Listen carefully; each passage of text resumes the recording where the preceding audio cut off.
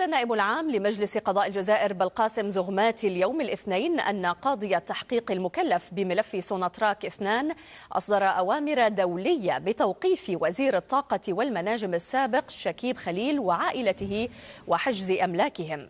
وطلبت الجزائر رسميا من الانتربول البحث عن مكان وجود المتهمين. قام نفس القاضي المخطر بالملف بإصدار 9 أوامر بالقبض دولية. السيد قاضي التحقيق وجه الاتهام إلى عدة أشخاص آخرين، أذكر منهم على سبيل المثال المدعو شكيب خليل وزير الطاقة السابق، زوجته وابنيه لدو. وقام السيد قاضي التحقيق بعد أن وجه الاتهام لهؤلاء الأربعة بإصدار أوامر بالقبض دولية ضدهم. وصدرت المذكرة على خلفية اتهام الوزير الجزائري السابق بالارتشاء وتبييض أموال وإبرام صفقات مخالفة للقانون واستغلال النفوذ والوظيفة وقيادة جماعة إجرامية عابرة للحدود. في خطوة تكاد تكون نادرة على الساحة السياسية الجزائرية، أصدر القاضي المكلف بالتحقيق فيما بات يعرف بملف سوناتراك 2 أمره النهائي. يتعلق الأمر بمذكرة دولية للقبض على 9 أشخاص، من بينهم وزير الطاقة والمناجم السابق شكيب خليل وعائلته واحتجاز أملاكهم. أما التهمة فنهب وتبييض أموال عملاق النفط الجزائري سوناتراك، والتي كلفت الاقتصاد الوطني الجزائري مليارات الدولارات حسب تقارير إعلامية كثيرة. من بين المشمولين بمذكرة التوقيف أيضا زوجة شكيب خليل وابنيه المقيمين في الولايات المتحدة. وطالبت المذكرة الجزائرية رسميا من الانتربول بالبحث عن مكان تواجد المتهمين.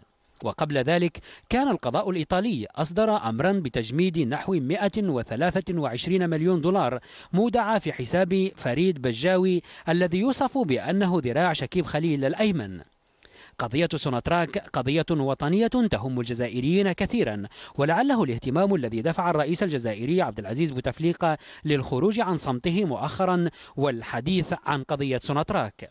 بوتفليقة الذي يقول كثيرون إن شكيب خليل من المقربين إليه قال سابقا إنه يثق في النظام القضائي الجزائري ويتوقع الكشف عن المتورطين في هذه الفضائح وتطبيق القانون بحزم. أما ما يترقبه الجزائريون ربما أكثر من المذكرة فهو ما قد تكشف عنه التحقيقات في حال تم إلقاء القبض على المتهمين، والتي يفترض أن تكشف عن خيوط فساد كلف الجزائر مليارات الدولارات. ومعنا من الجزائر العاصمة المحلل السياسي مصباح مناس. سيد مناس، بعد إصدار مذكرة توقيف بحق خليل وعائلته وإرسالها إلى الانتربول، كيف تتوقع أن تتعامل السلطات الأمريكية مع هذه المذكرة وهو موجود حاليا على أراضيها؟ أنا في اعتقادي بالنسبة للولايات المتحدة الأمريكية هناك بعض التقارير تتكلم على أنه ممكن أن السيد الوزير السابق لديه يعني جنسية أيضا أمريكية.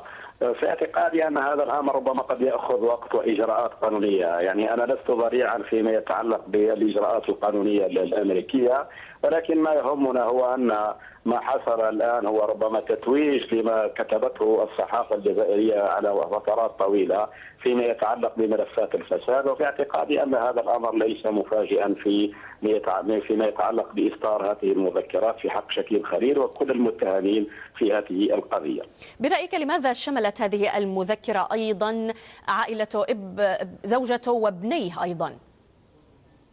يعني هذا ربما للبناء على معلومات أن هناك تورط لكل هذه الأطراف. أنا لا يعني بالنسبة لتفاصيل العدالة يجب أن نؤكد على نقاط. هذه تهم طبعا موجهة وأمر طبعا بالقبض. في اعتقادي عندما تصل الأمور إلى المحاكمة قد يعني إذا كان وقد قال هذا شكيب خليل بأن ربما لديه وثائق تبرئه من هذه التهم، في هذه المرحلة ربما ستتضح الخطوط يعني جيدا خطوط القضية، هل يعني فيما يتعلق بتفاصيل يعني ابنه أو عائلته أو كل هؤلاء. طيب، في الشق السياسي سيد مناس، كيف تنظر إلى التوقيت وجملة الرسائل، خاصة بأنه مقرب ومحسوب أيضا على الرئيس بوتفليقة؟ لا صحيح، يعني هناك من يتكلم على أن العلاقة الجيدة التي كان عندما كان طبعا وزير الطاقة بالنسبة لشكيب خليل بالرئيس الجزائري، ولكن الرئيس الجزائري يعني هو طبعا انتخب لخدمة الجزائر، وقد أكد الرئيس بوتفليقة على ذلك. هذا يؤكد أن الجزائر دولة مؤسسات. عندما يتعلق خاصة بسوناتراك، نحن نعرف أن الجزائر يعني مداخلها من العملة الصعبة تعتمد على النفط، ويعني بحوالي 95%. هذه هي ثروة الجزائريين ولا تلاعب، وليس هناك أي شخص في اعتقادي أكبر من القانون. هذا تأكيد على أن الجزائر تتطور إيجابيا فيما يتعلق بتكريس العدالة، وحتى الرئيس بوتفليقة أكد عن ذلك، وليس هناك صدقات في هذه الأمور. هذا في اعتقادي. سيد مناس، هل تسمع؟